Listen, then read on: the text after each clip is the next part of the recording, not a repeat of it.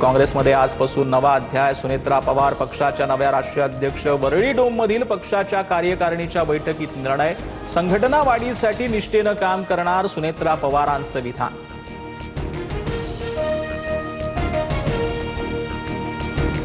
सुनेत्रा पवारांच्या अध्यक्षपदी निवडीवेळी पार्थ पवार गैरहजर. राष्ट्रवादीच्या कार्यकारिणीला पार्थ पवार अनुपस्थित, तर राष्ट्रवादीकडून राज्यसभेसाठी पार्थ पवारांच्या नावाची घोषणा.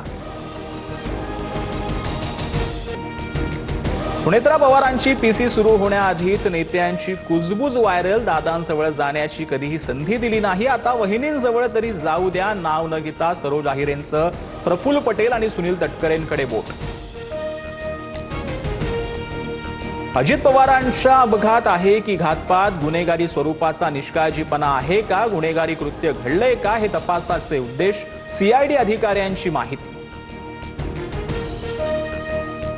दादांच्या विमान अपघात प्रकरणी एफआयआर दाखल करण्यासाठी रोहित पवार आक्रमक. बारामती पोलीस ठाण्यामध्ये 100 वकिलांची फौज आणि कार्यकर्त्यांची मोठी गर्दी. एफआयआर घेण्यास नकार दिल्यानं रोहित पवारांचा पोलिसांसोबत वाद. झारखंडमधील रेडबर्ड कंपनीच्या विमानाचा अपघात झाल्यावर तातडीनं कारवाई झाली. पुण्यातल्या कबुतरांच्या चोरीचा एफआयआर होतो, मग दादाच्या मृत्यूचा का नाही?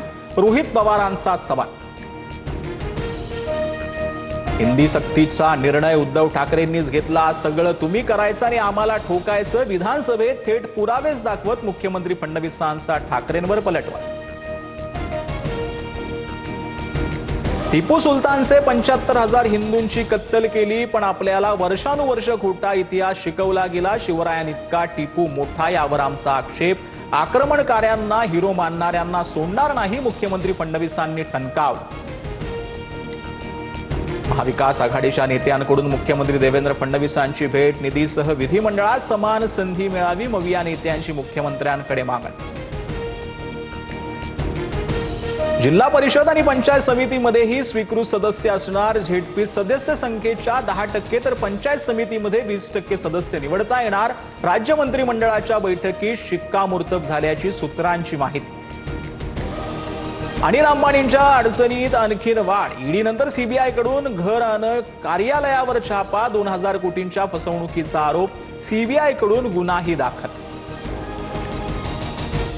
आयएनएक्स मीडिया मनी लॉन्ड्रिंग प्रकरणामध्ये नवा ट्विस्ट. काँग्रेस नेते पी चिदंबरम यांच्या विरुद्ध खटला चालवण्यास मंजुरी. अर्थमंत्री असताना आयएनएक्स मीडिया कंपनीला परकीय गुंतवणुकीसाठी मंजुरी दिल्याचा आरोप.